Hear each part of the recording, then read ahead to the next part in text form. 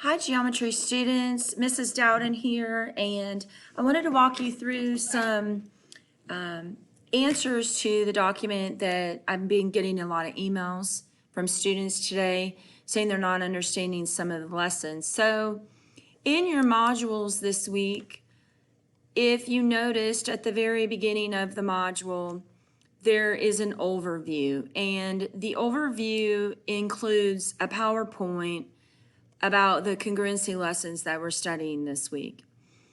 There's also some embedded videos in day 2 of this week, which is actually Wednesday because it was Labor Day. Happy Labor Day, by the way. And these videos can help you if you're stuck. Then you got to practice. So there was some congruent triangle practice on Tuesday. And then again yesterday on 4.4, there was congruent triangle practice, and it got ramped up a little bit. So I'm going to be going through this lesson, and I'm going to be using my document imager to walk you through this lesson. So you'll be able to open this in Kami and annotate on Kami. So the first set of questions is asking you to complete the congruency statement. And so what we learned this week is that when you read this triangle statement, that order is important, that order matters. And if I think about the position of each one of these letters, I can even number them first, second, third, first, second, third. And I can notice that there's parts of the triangle that correspond to other parts of the second triangle. So in this case, triangle QRS has an angle S that's marked with 3 arcs. And so if I go to this triangle, it was corresponding to angle G, which is also marked with 3 marks. I can also read what's called the congruency statement to get this information. So I notice that S and G are in the same location in the statement, and so that tells me that S and G are corresponding. On number 2, we don't even have to look at the triangle if we know how to read this statement. So if I go to G, G is second. I'm noticing that X is second. So my answer is angle X goes with G. Number 3, angle K. Well, angle K is second and angle V is second. So we can either use this statement or we can look at the picture. K is marked with 2 marks and V is marked with 2 marks, so we know they correspond. KI, so if I can also read the statement, if I just look at one letter, it's an angle, but if I look at 2 letters, K is third and I is first. Well, the third and the first from this statement are VW. It would be incorrect if we said WV, because that would not be the correct order according to our statement. Number 5, WV, that's the second and the third letter. So if I go to my statement, the second and the third letter is RP. The next section says that we need to mark the angles and the sides of each pair of triangles to indicate that they are congruent. So I'm going to basically make these triangles look like the triangles that were already marked in 1 through 5.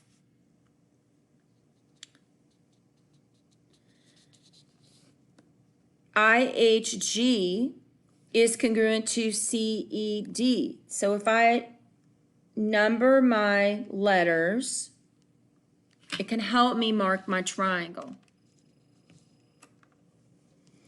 I is going to correspond with C. H is going to correspond with E. And G is going to correspond with D. Similarly, we can read about a side. So IH 1, 2 is going to go with CE. So IH is going to go with CE. So I'm going to mark the sides with my tick mark. HG is going to correspond to ED. And IG, which is the third side, is going to correspond with CD, which is the third side. I think that section is pretty self-explanatory.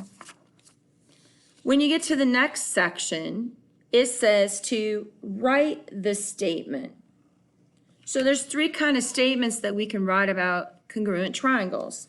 We can either say a statement about the triangles, which is what this is asking you to do. So that's going to look like triangle something is congruent to triangle something else. So that would be called a triangle statement.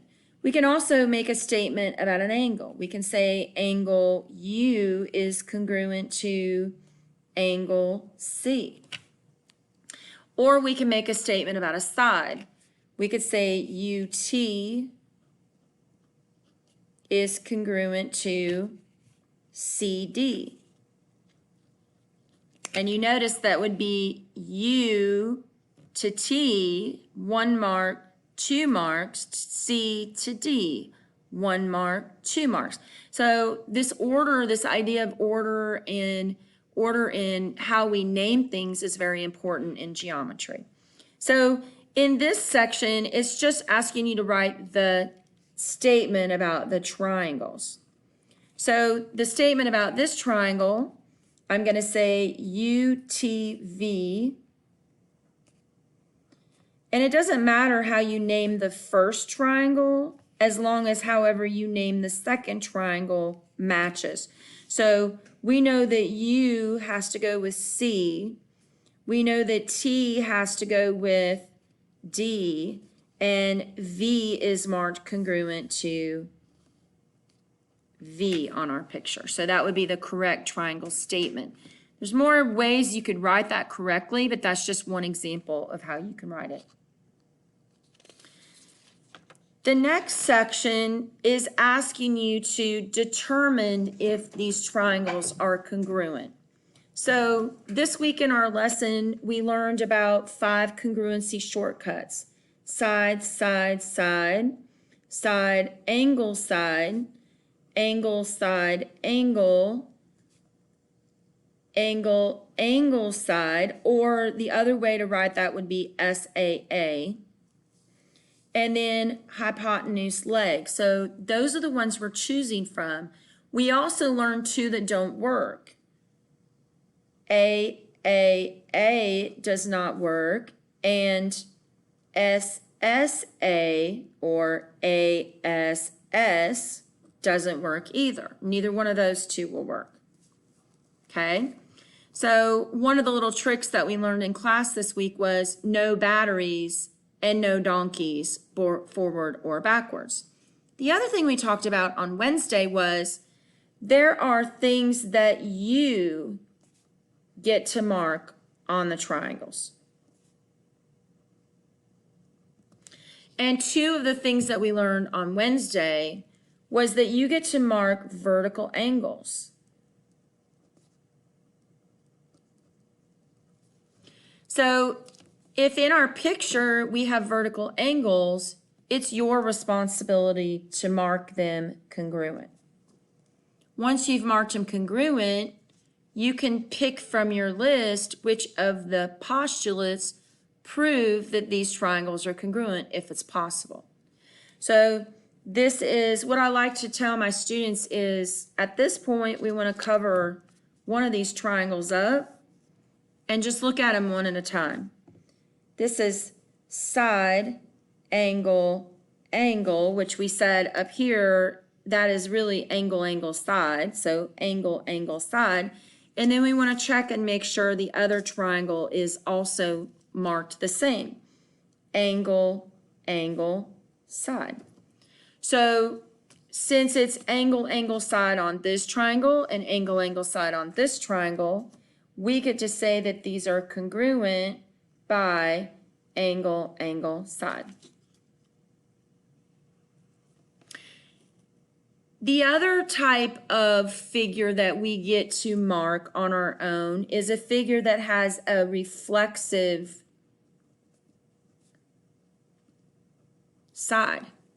So this is, again, something that you're going to mark. So if we go to number 19, reflexive sides are shared sides. So there is a reflexive side in this picture. It's right here.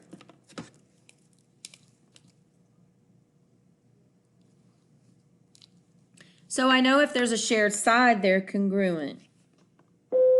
So that triangle is, that side is congruent to itself. Please. The B Hall Boys Restroom is closed until further notice. B Hall Boys Restroom is closed until further notice. Christian Hudson to the front office. Hold on. Grant Sanders to the front office. Okay, so now we get to choose our postulate. So our postulate choices are, just again to remind yourself, they're listed right here. Those are our choices. They're also in your PowerPoint. I covered up one of the triangles so I can choose my postulate. So this is angle, side, angle. And one of the things we talked about in class is that I have to go in the direction where the markings are all in a row. So in this case, the side is marked between the two angles.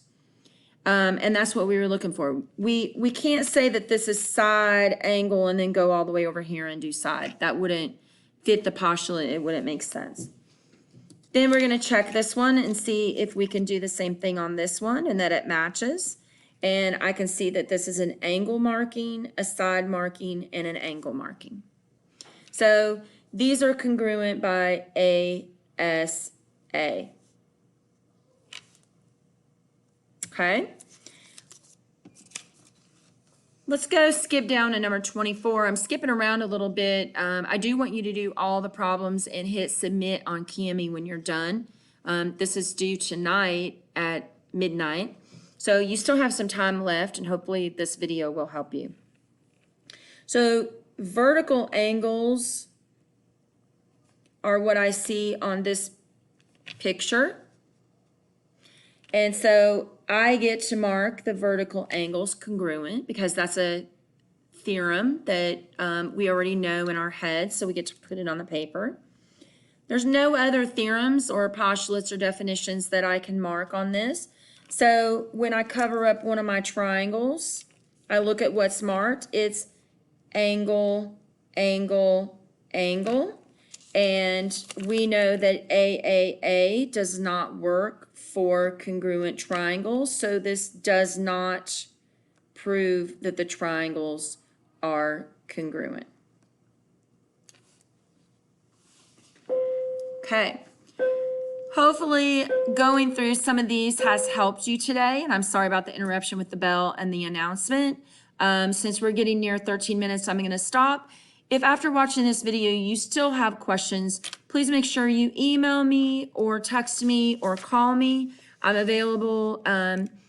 My office hours are fourth period and fifth period basically is the best time to get a hold of me. Have a great weekend. It was nice to be able to do this lesson for you today. Have a great weekend. Bye, everybody.